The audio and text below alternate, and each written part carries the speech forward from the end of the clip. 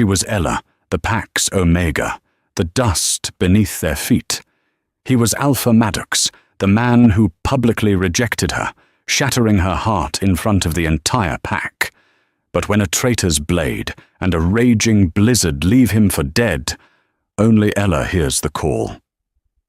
Tonight, the weakest wolf in the Stonecrest pack will face a 10-mile wall of ice and wind.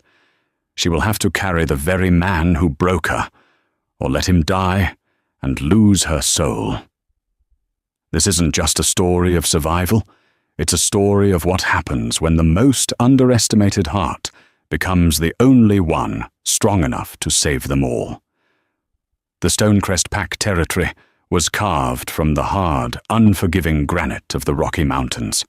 It was a life of cold air, towering pines, and a social structure just as rigid. You were born into your rank, and you stayed there. At the very bottom was Ella Vance. She was the pack's omega. It wasn't just a title, it was a job description. She was the mediator, the cleaner, the one who absorbed the pack's collective stress. While others trained for combat, she studied. Her small cabin at the edge of the packlands was overflowing with dried herbs, poultices, and medical texts. She was the pack's unofficial healer, a role that earned her tolerance, but never respect. She was small for a werewolf, her human form slender and quiet, with eyes the color of a stormy sky. Her wolf was a pale, silver gray, barely larger than a timber wolf. In a pack that valued strength, muscle, power, and dominance, Ella was seen as a flaw. Tonight was the Luna's Hunt, a ceremonial gathering held under the first full moon of winter. It was the night the Alpha, if he was unmated, was expected to formally announce his choice for Luna. The Alpha was Maddox Blackwood. Maddox was everything Ella was not. He was immense, both in human and wolf form, a leader forged in a rogue war that had almost cost them their territory. He was commanding, powerful, and carried an aura of cold authority. Ella, like every other she-wolf, felt the primal pull toward him. But for her it was different. It was the agonizing, undeniable tug of the mate bond. She knew he felt it. She'd seen it in the way his eyes would snag on her for a fraction of a second before he'd mask it with a scowl. But an Alpha mated to an Omega, it was unheard of. It was a political weakness. Ella stood at the back of the great hall, her hands tucked into the pockets of her worn flannel shirt. The hall was loud, filled with the boisterous energy of wolves. Vanessa, the daughter of the pack's lead enforcer, was front and center, laughing loudly, her red dress a stark challenge. She was the obvious choice, strong, beautiful, and utterly cruel, especially to Ella. The air crackled. Alpha Maddox stood on the hearth, his presence silencing the room. "Tonight the blizzard begins," he said, his voice a low rumble that vibrated in Ella's bones. "Winter will test us. It demands a strong pack, a pack with no weaknesses." His eyes scanned the crowd. Ella felt her heart hammer against her ribs. He looked right at her. For one terrifying, hopeful second, the world stopped. His gaze passed over her. It didn't just slide by. He looked at her, and then through her, as if she were nothing more than a crack in the floor. A look of such profound dismissal that it was louder than a physical blow. Vanessa's smirk was venomous. She knew. Maddox turned his attention to the elders. "A pack is only as strong as its Luna.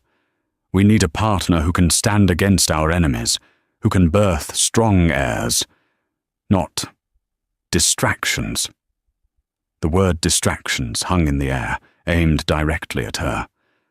Ella felt the blood drain from her face. It was one thing to be ignored. It was another to be publicly, deliberately humiliated. He wasn't just not choosing her. He was announcing to the entire pack that she was unworthy of even being considered. He was rejecting the bond. Tears, hot and sharp, blurred her vision. She didn't make a sound. She just turned, slipping through the back door as the wind began to howl, the first icy needles of the storm striking her face. The cold was nothing compared to the ice in her chest. The mate bond, stretched and abused, felt like it was tearing her soul in two. She ran, her human feet stumbling, toward the only place she felt safe, her tiny cabin on the edge of the world. The blizzard hit the Stonecrest Mountains like a divine punishment. It was not a gentle snow, it was a howling, blinding whiteout, a vertical wall of ice that erased the world. By the time Ella reached her cabin, her hair was frozen stiff.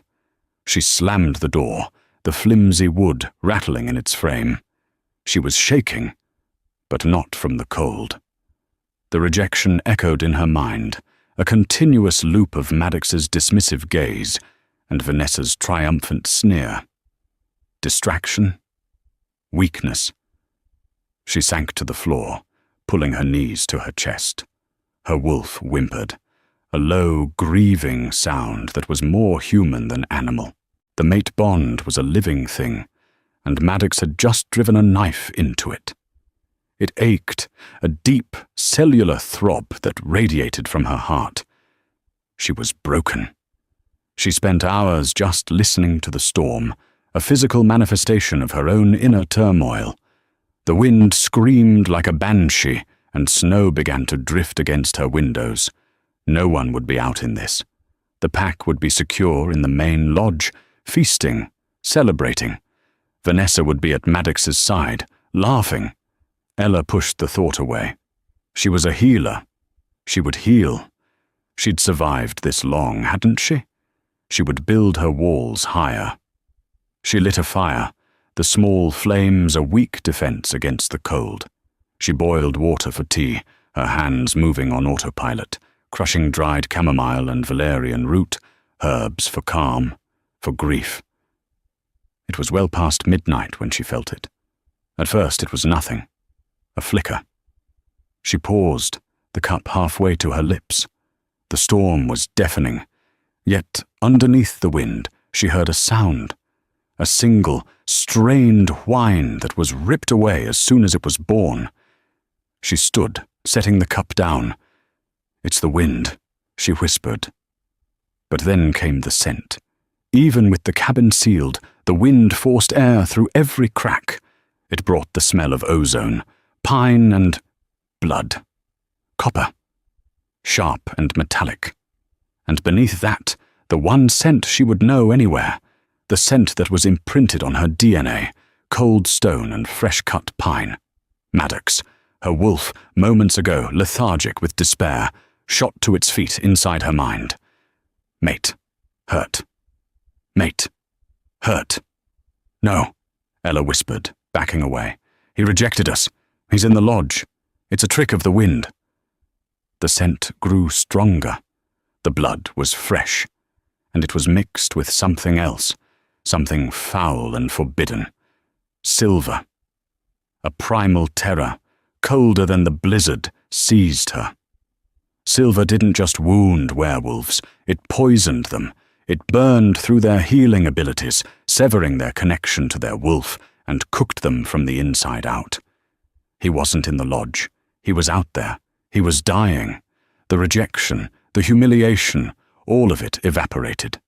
The raw, undeniable command of the mate bond, the drive to protect, superseded everything. He was her alpha. He was her mate. And he was in mortal danger. She didn't hesitate. She grabbed her leather medical satchel, stuffing it with her most potent remedies. Powdered silver antidote, a rare moss, thick bandages, and a paste of wolfsbane. Ironically, a poison to humans, but a powerful stimulant for a wolf's dying heart. She grabbed a flask of water, a small, stale loaf of bread, and pulled on the thickest pair of wool-lined boots she owned. She topped it off with her father's old canvas Carhartt jacket, a garment stained with grease and memories, but thicker than any modern coat she owned. She opened the door, The wind tore it from her grip, slamming it against the cabin wall. The world outside was gone, replaced by a churning vortex of white. Stepping into it was suicide. Mate. Hurt. "I'm coming," Ella whispered, and plunged into the storm. The world ceased to exist. There was no up or down, no sky or earth. There was only the wind and the white. The snow was already waist-deep in the drifts, and Ella was forced to shift. Her small silver wolf was better suited to this. She stayed low, her paws sinking deep, but she was lighter than her human form. The wind was a physical blow, trying to topple her, its howl a deafening shriek in her sensitive ears. But her nose was her compass. Blood. Silver. Pine. She pushed against the storm, her muscles already burning. She was an Omega. She didn't have the raw power of a Beta or the stamina of an Enforcer. She was built for endurance, for weathering pain. She would need it. She fought her way through the drifts for what felt like an eternity. Each breath was a razor blade of ice. She followed the scent trail away from the lodge, deeper into the forested hunting grounds. Why had he come out here? The Luna's hunt had been ceremonial, held in the cleared space near the lodge. The scent trail grew stronger. She could smell the fear sweat of another wolf, and the bitter tang of a struggle. She crested a small ridge, and the wind briefly parted the curtain of snow. What she saw stopped her heart. It was a clearing, or it had been. Now it was a scene of utter carnage. 2 wolves, rogues by their stench, were dead, their bodies already disappearing under the snow. But they hadn't been killed by claws, they'd been torn apart, and near the edge of the clearing, collapsed against a snow-caked boulder, was a wolf. A massive, black wolf. "Maddox!" she howled, the sound stolen by the wind. She scrambled down the incline, her paws sliding. He was alive, barely. His great black form was shuddering, his breathing shallow. He was trapped. A heavy, silver-laced bear trap was clamped around his front left leg. It was a cruel, archaic thing, and the silver teeth had bitten deep, right to the bone. But that wasn't the worst of it. A heavy-duty tranquilizer dart, the kind used for grizzly bears, was protruding from his flank, and from a deep gash in his side, a dark, sluggish blood, poisoned with silver, was seeping onto the snow. This was no accident. This was no rogue attack. The rogues had been a distraction. This was an assassination. She shifted back to her human form, the cold so intense it felt like fire on her bare skin. She scrambled to dress, her fingers already numb. "Maddox," she said, her voice shaking. She touched his matted fur. His eyes, a deep amber, flickered open. They were dull, unfocused. He let out a low, agonizing groan. He was trying to shift back to human, but the silver and the tranquilizer were paralyzing his wolf. "Ella." His voice was a bare whisper, a rumble in his chest. "Go, trap. It's silver. I'm not leaving you," she said, her voice suddenly hard. The healer took over. She tore open her satchel. "This is going to hurt." She couldn't open the trap. It was heavy steel, and her hands were too cold. She had to work on the wound first. She packed the gash in his side with the silver antidote moss, her fingers burning as they came in contact with the poisoned blood. Maddox roared, a choked, wet sound. "Stay with me, Alpha," she commanded. The trap was the problem. The silver was pumping directly into his system. She looked at the heavy steel springs. She wasn't strong enough. Not as a human.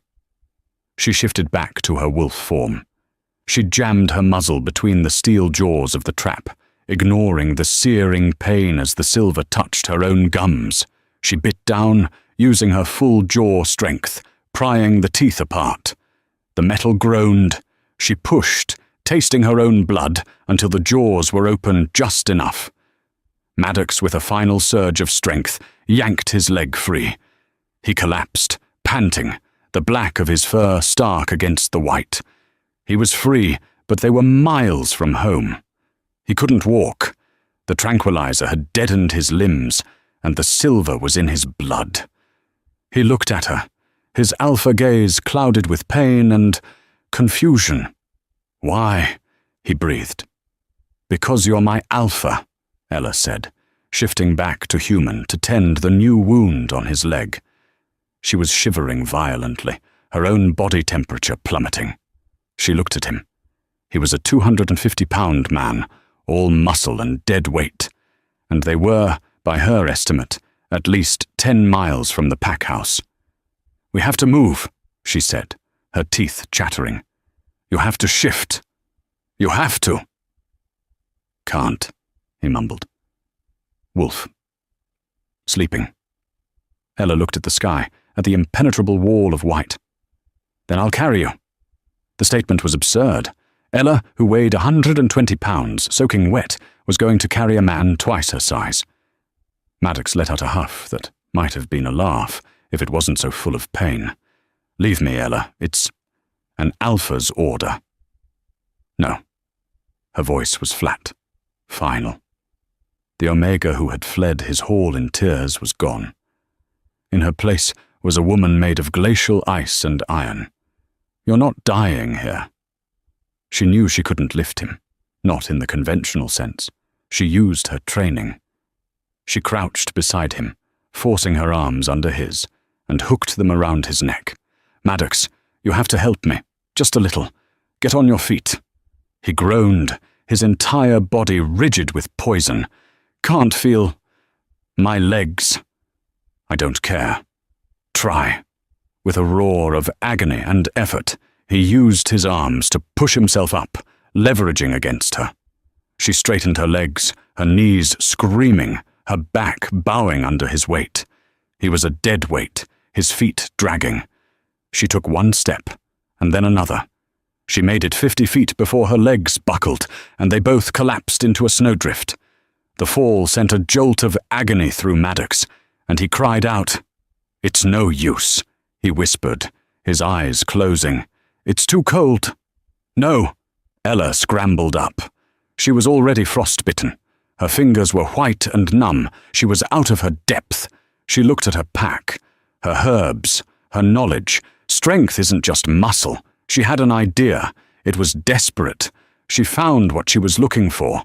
2 long, sturdy branches from a fallen pine, and the thin, tough rope she always carried. She laid the branches parallel. She unzipped her father's Carhartt jacket. The canvas was stiff with ice, but it was strong. She wove the rope through the sleeves and body of the jacket, lashing it between the 2 poles. She had built a makeshift travois, a sled. "Maddox, I need you to roll onto this."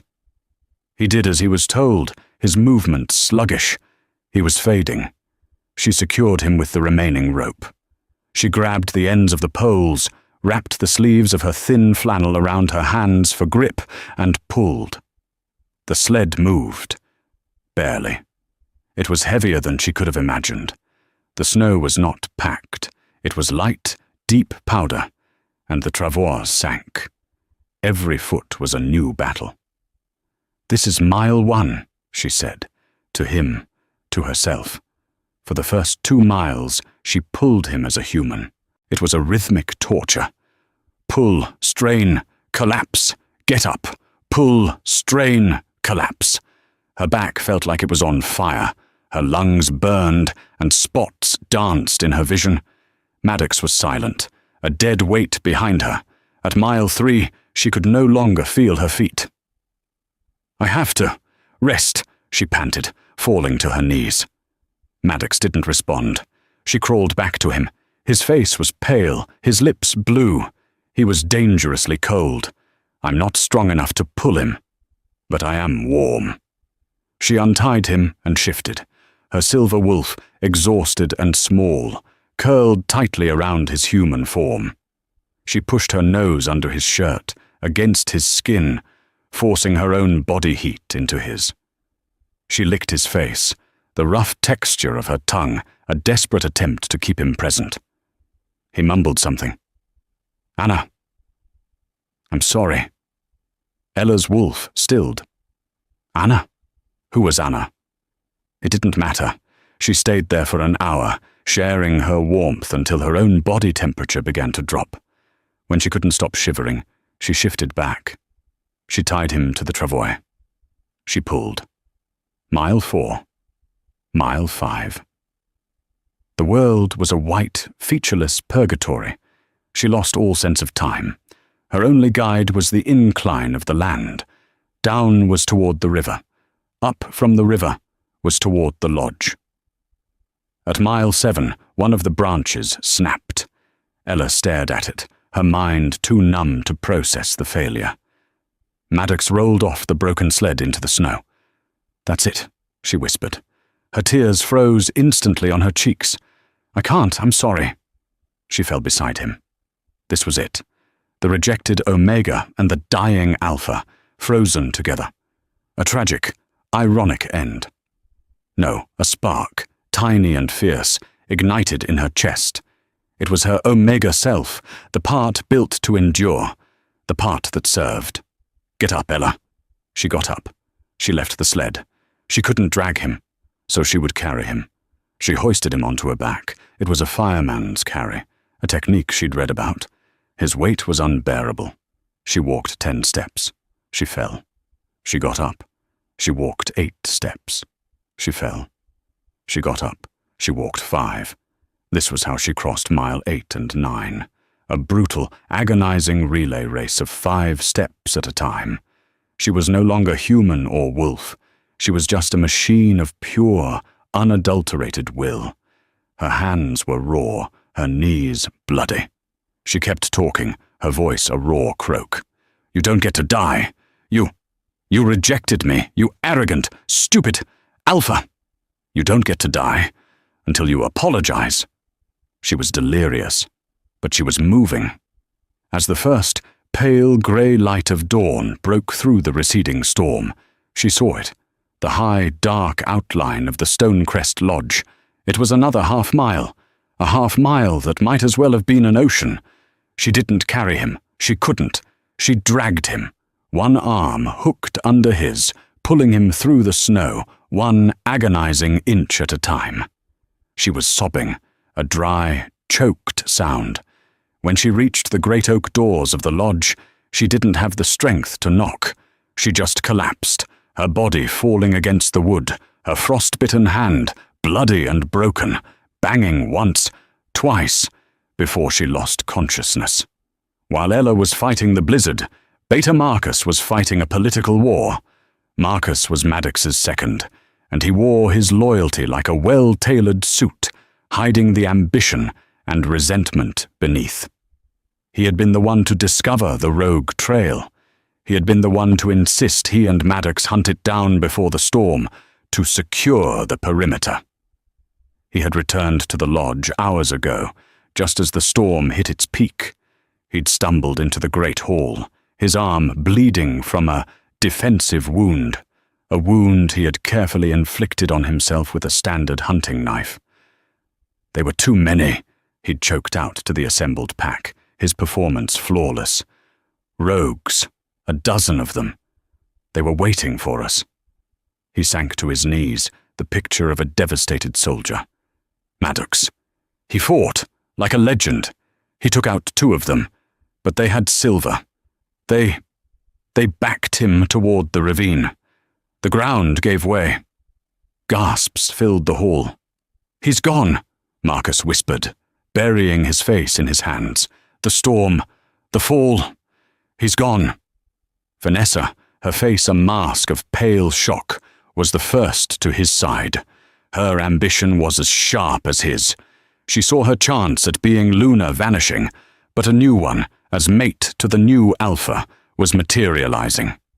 "Marcus, you're wounded," she said, helping him up. "It's nothing," he said bravely. "My only concern is the pack. With this blizzard, the rogues could be using it as cover. As your acting Alpha," he stressed the title, "I am ordering a full lockdown. No one leaves the lodge. It's too dangerous. We will recover Maddox's body when the storm clears." It was a perfect move.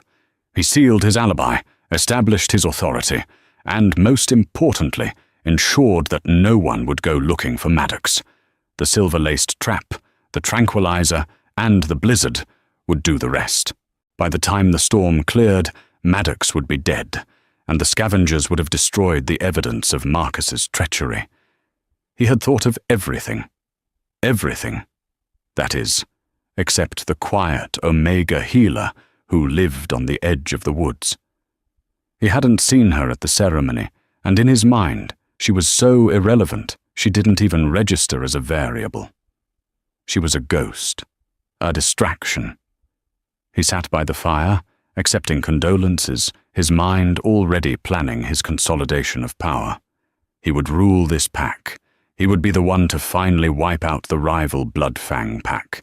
He would be the strong Alpha Maddox only pretended to be.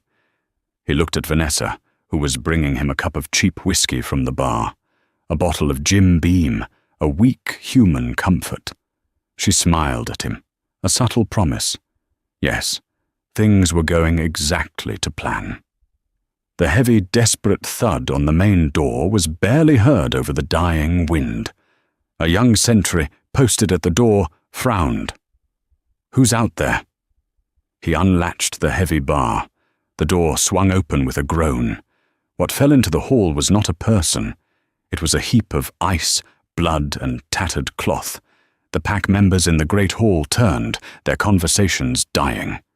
Marcus stood, his grieving expression freezing on his face. The heap on the floor moved. It was Ella. She was blue. Her hair was a solid mass of ice. Her fingers were curled into claws, bloody and broken. She looked dead. And then, with a strength that defied all logic, she pushed herself up on one arm. She was shielding something with her body. She was shielding him. Alpha Maddox, unconscious, pale but breathing, was tangled in the remnants of her jacket. A collective, stunned gasp filled the hall.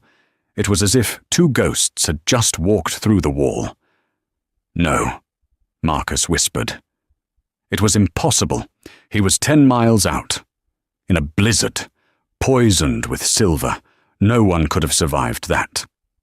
Ella's eyes, cracked with blood vessels, found Marcus. She saw him standing by the fire, his arm in a clean white sling. She saw Vanessa at his side. She saw the scene of a new king and his queen. She understood. Her voice was a frozen rasp. The entire hall strained to hear. He was ambushed. Marcus's face went white. He started to move toward her. "Ella, you're delirious. Get the healers." "Not rogues," she breathed, fighting to stay conscious. "The rogues were a distraction." Maddox groaned, his eyes flickering. The proximity to his pack, to his mate, was pulling him back. "It was silver," Ella continued, her voice gaining a fractional amount of strength. "A trap. A tranquilizer." Marcus froze. He was 4 feet away. His expression shifted from shock to pure, unadulterated rage. This Omega flea was destroying everything. "She's insane," Vanessa spat. "The cold has taken her mind." "Ask him," Ella said, pointing a broken, bloody finger at the beta. "Ask Marcus where he was. Ask him why the blood on his arm. Smells clean, but the blood on his hip." Marcus's hand instinctively went to the hunting knife on his belt. Ella smiled, a ghastly, bloody expression. "It smells like silver." The pack turned, as one, to look at Marcus. The elders, the enforcers, they all knew the scent. Marcus, seeing it was over, did the last thing anyone expected. He didn't run. He lunged, but he didn't lunge for Maddox. He lunged for Ella. "You worthless Omega, I'll kill you!" He would have. His knife was out, glinting.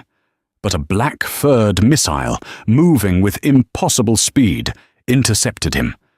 Maddox, fueled by the last reserves of alpha rage and the primal need to protect his mate, had shifted. He was wounded, his leg dragging, but his jaws were aimed at Marcus's throat. The two wolves, Beta and Alpha, slammed into the wall, a whirlwind of claws and teeth. The fight was not a battle, it was an execution. Maddox was wounded, poisoned, and running on the last toxic fumes of adrenaline. Marcus was at his full strength, fueled by the panic of a cornered rat.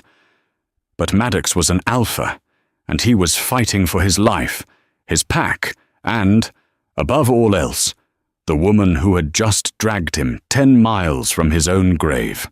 He was all rage and instinct, a primal force given form.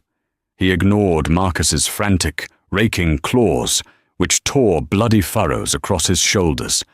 He didn't feel them. The silver in his veins was a hotter fire. His entire focus, his entire world, had narrowed to the singular, biological imperative to eliminate the threat to his mate. He caught Marcus's knife arm, the one holding the silver-laced blade, in his jaws. Marcus screamed, a high-pitched, unwolf-like sound as Maddox bit down. The sound of thick bone snapping, a wet, sickening crack, echoed in the deathly silent hall. Marcus howled in agony. Maddox did not release him. He used his grip to hurl the Beta, tossing him like a rag doll. Marcus slammed into the stone hearth, his body skidding, leaving a streak of blood. He landed in a heap, his broken arm dangling at an impossible angle. Maddox stalked forward, his massive black paws padding silently on the wooden floor. He stood over his former Beta, his head lowered, a low, continuous growl vibrating in his chest that sounded like the prelude to an earthquake. He was the incarnation of judgment, and then his body gave out. The rage, the adrenaline, the bond-fueled strength, it all evaporated, and the poison came rushing back in. A violent shudder racked his massive frame. He choked, a wet, bloody cough, and his legs buckled. He collapsed, his 180-pound wolf form landing heavily on top of Marcus, a dead weight.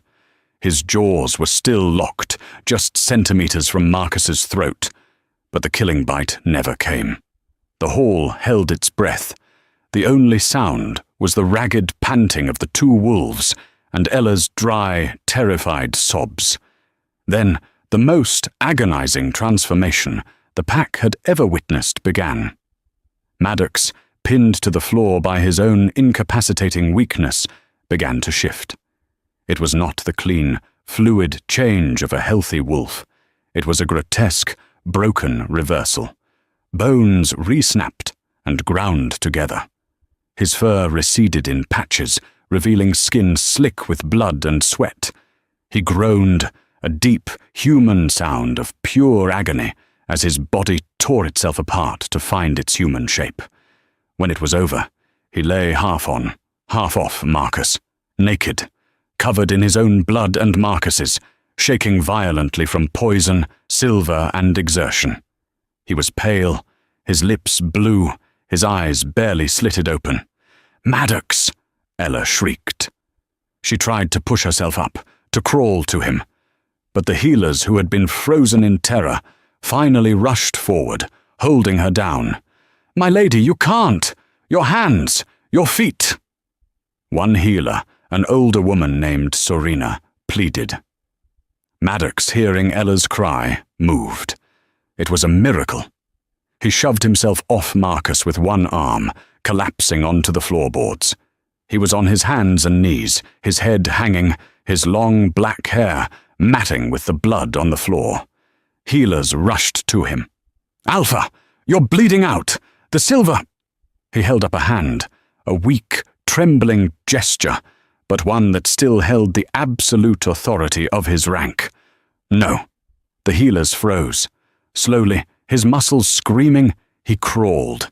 He crawled past his fallen Beta. He crawled to where Marcus's silver-laced hunting knife had skittered across the floor. His fingers, numb and clumsy, fumbled with the hilt. He gripped it. He pushed himself to a sitting position, his back against the hearth. He was panting, each breath a new mountain of pain. He held the knife up for the pack to see. "This," he rasped, his voice a shredded remnant of its former power. "This is not a rogue's weapon. This is Stonecrest steel, our mark." He turned the blade, letting the firelight glint off the unmistakable dark streaks of silver forged into the metal. "Laced with poison. I smell it. I taste it." He locked eyes with the pack elders, who stood, their faces like carved granite, near the front. "He left his alpha to die," Maddox said, his voice gaining a hard, terrible clarity. "He lied to his pack. He raised his hand to his Luna." A wave of murmurs, of shock and confusion swept the room. "Luna?" Marcus, clutching his broken arm, began to sob. "He was weak. He was going to destroy us all with that Omega." Vanessa, seeing her entire life's ambition turning to ash, saw one last, desperate opportunity. The pack was confused. She could use that. "He's right," Vanessa's voice, sharp and clear, cut through the hall. She stepped forward, pointing a manicured finger at Ella, who was now half-sitting, propped up on furs. "Look at her. She's a half-dead, frozen corpse. She's no Luna. She's a curse. Marcus did this to save us from his weakness. She must have enchanted him. There's no other way." The pack's murmuring grew louder. They were wolves. They respected strength. What they saw was a broken alpha and an omega who looked like death. "She's right," a warrior near the back shouted. "An omega Luna. It's an abomination." "He's lost his mind." The tide was turning. They hated the traitor, but they feared the weakness he'd exposed. Ella's face crumpled. She had survived the storm, the attack, the 10-mile trek, only to be torn apart by the very people she had saved. Maddox watched this. He saw the doubt, he saw the fear, he saw the old, ugly prejudices rising up to finish the job Marcus had started. He took a ragged breath. He was bleeding out. He had maybe minutes before he lost consciousness. He had to make them count. He used the last dregs of his power, the very bottom of his Alpha command, and he roared, "Silence!" It was not the powerful, dominating sound they were used to. It was broken, wet, and full of pain, but it was still the command of their Alpha. The hall fell instantly, terrifyingly quiet. Maddox looked at the faces staring at him, faces of fear, confusion, and judgment. He let the knife clatter to the floor, and he began to crawl. He pushed himself off the hearth, onto his hands and knees. The pack watched, stunned into disbelief. Their Alpha, the strongest wolf in 3 territories, the man who had defeated rogues and bears, was dragging himself, inch by agonizing inch, across the great hall floor. A bloody trail marked his progress. Splinters from the rough-hewn floorboards embedded in his palms and knees. He didn't care. He passed the elders, their faces masks of shock. He passed the warriors who looked away, unable to watch the humiliation. He passed Vanessa. She stared at him, her face a sneer of pure disgust. "You're pathetic," she hissed, low enough for only him to hear. "Crawling for her." He didn't even look at her. His eyes were locked on one person. Ella watched him come, tears streaming down her face, her whole body shaking. "No, Maddox, stop, please, you're... He didn't stop. He crawled all the way across the hall, through the parting sea of his pack-mates, until he reached the pile of furs where she lay. The healers who had been tending to her backed away as if he were a live wire. He collapsed in front of her. He didn't have the strength to kneel. He was already on the floor. He just folded, his body giving way until his forehead rested on her bundled, massively bandaged, frost-bitten hand. The hall was so quiet they could hear the wind whistling outside. He stayed there for a long moment, just breathing, his shaking, broken body against her. "I'm sorry," he whispered, his voice so low only she could hear. His breath was hot on her ruined hands. "Ella, goddess, I'm so sorry. I was a fool, a blind, arrogant fool. Maddox," she wept, her voice a broken rasp.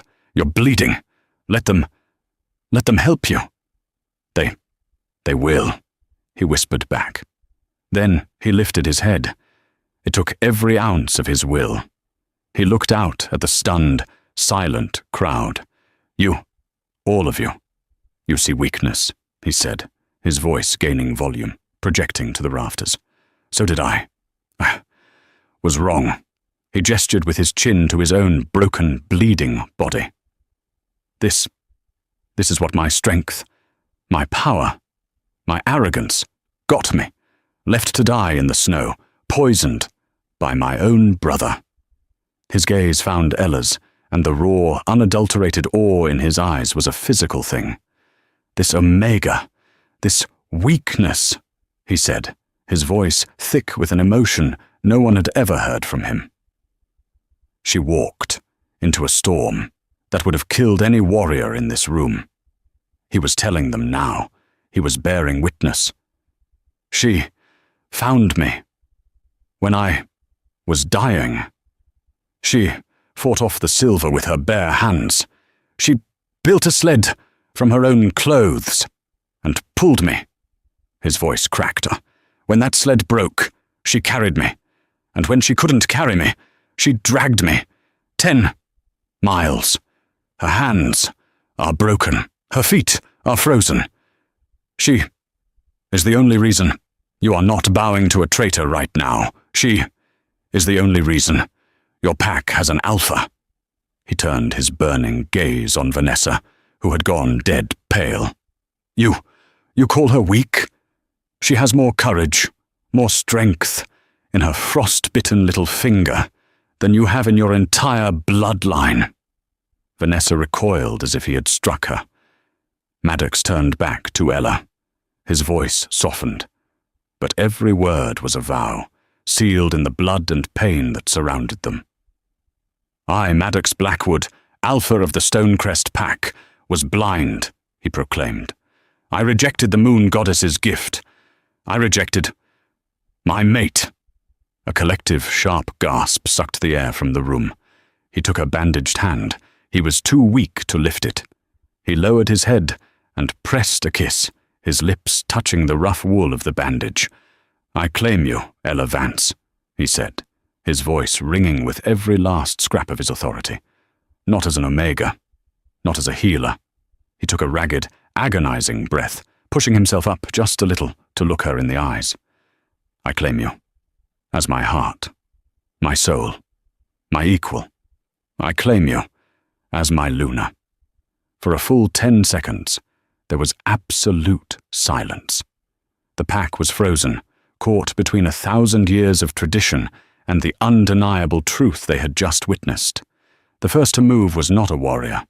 It was Serena, the old healer who had tried to stop Ella from moving. She looked at Maddox, then at the young woman who had survived the impossible. Her stern face softened. She stepped forward, curtsied deeply, and bowed her head.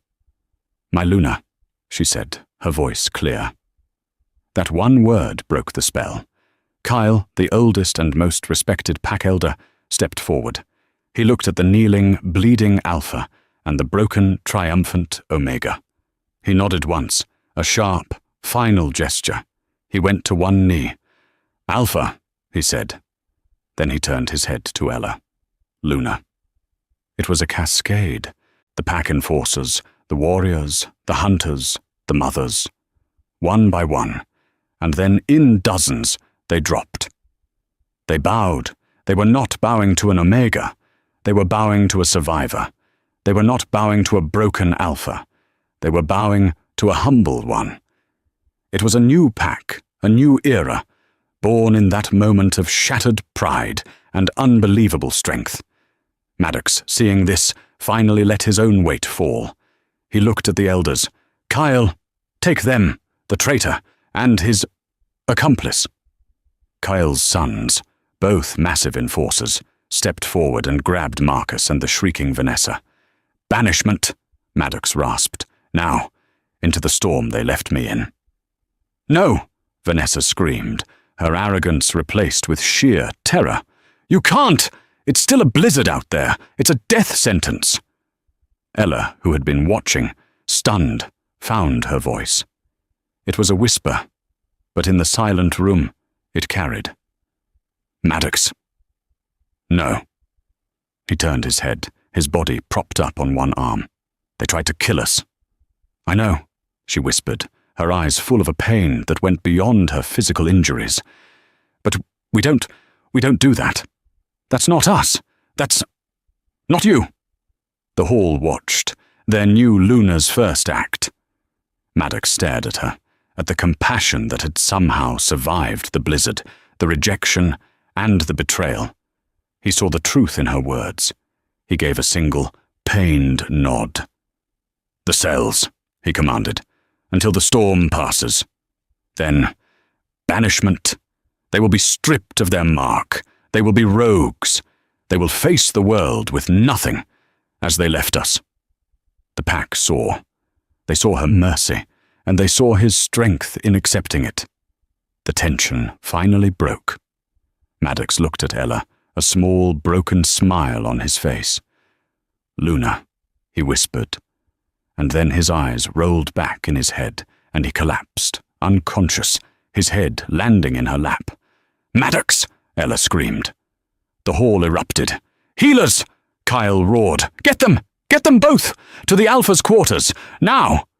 For 3 days, the Alpha's quarters were a blur of hushed activity. The blizzard raged outside, sealing them in. Maddox and Ella lay in a state of suspended healing. They were rarely conscious. The healers, led by Sorina, worked tirelessly, setting Maddox's leg, purging the last of the silver from his system, and, in a painful, delicate procedure, treating Ella's catastrophic frostbite. Her hands and 2 toes on her left foot had been saved, but they would be scarred for life. On the 4th day, the storm broke. The sun, pale and watery, streamed into the room. Maddox woke first. He was in a cot on one side of the room. He felt hollowed out, but clear. The poison was gone. He looked down, saw his leg in a heavy cast. He felt the pull of the mate bond, no longer a desperate ache, but a steady, warm presence. He looked across the room. She was there, in the Alpha's massive, fur-covered bed. He'd insisted. Her hands were propped up on pillows, 2 massive white mittens of bandages. He tried to get up. Alpha, no! Sorina, who had been dozing in a chair, shot up. You must rest. Your leg is... I will rest, Maddox said, his voice a low gravel, beside my Luna. He swung his good leg over the side of the bed. Gritting his teeth, he stood, using a crutch they had left for him. He ignored the healer's protests and limped, step by painful step, across the room. He carefully, agonizingly, climbed into the massive bed, easing his body down beside hers, careful not to jostle her injuries. He just lay there on top of the furs and watched her breathe. Hours later, Ella's eyes flickered open. The first thing she felt was not pain, but warmth. A large, solid warmth beside her. She turned her head, her movements stiff. Maddox? She whispered, disoriented. I'm here, he said, his voice a low rumble. She stared at him. The arrogant, cold Alpha from the ceremony was gone. The man beside her looked quieter, older. His eyes, now clear, held hers. They hate me, she whispered, the fear returning. The pack. Vanessa was right. No, he said, his voice firm. They don't hate you. They're afraid of you. In a good way. They respect you, Ella. They saw what I was too blind and too stupid to see. Your strength, it humbled them. It humbled me. She looked down at her bandaged hands. I don't know if I can heal anyone again. My hands. You healed me, he said simply. He reached out with his good hand, not touching her bandages, but just hovering over them. You healed this entire pack. Your hands. They're the hands of a Luna. Our Luna. A memory, foggy from the pain and cold, surfaced. Maddox, when you were in the snow, you were delirious. You called for someone. You said Anna. He tensed. His face, which had been so open, closed instantly. He looked away, a deep, old pain surfacing in his eyes.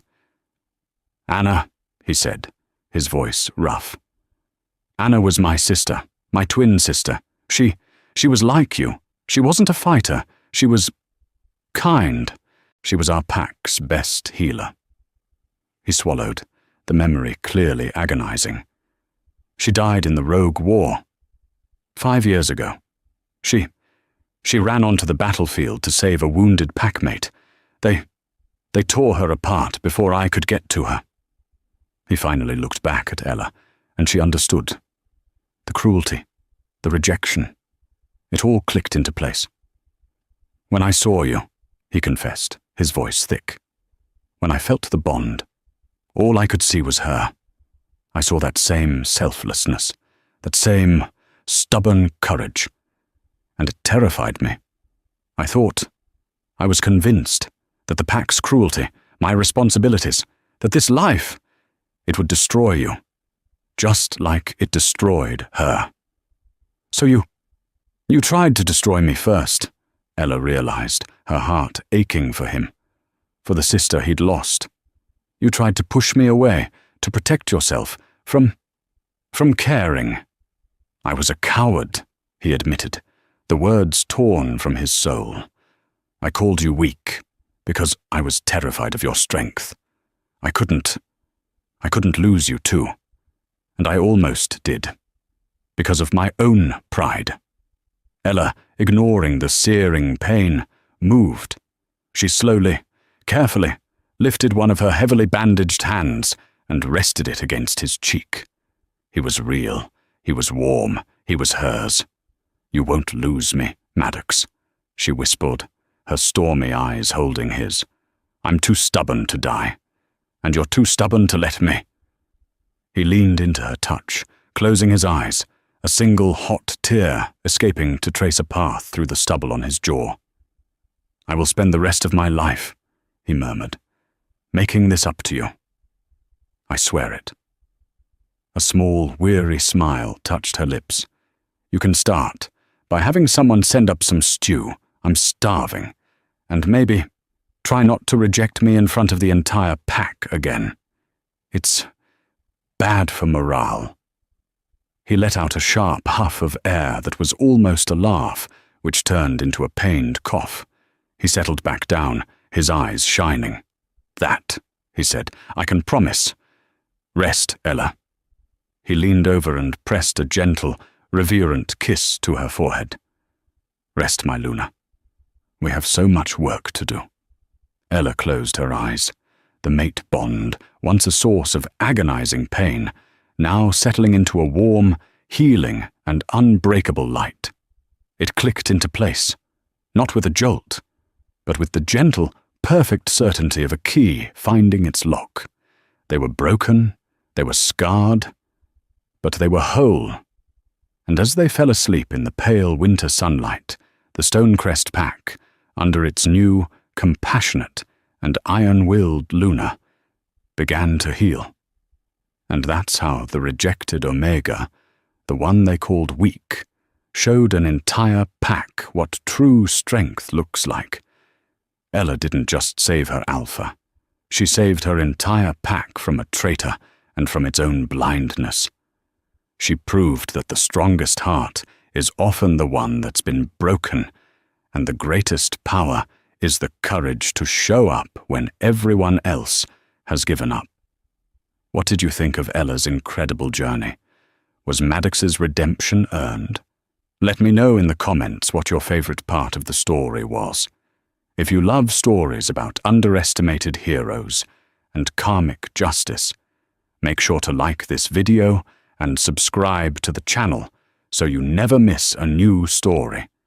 Hit that notification bell and please share this video with someone else who needs a reminder that even in the worst storm, your inner strength can be the light that guides you home.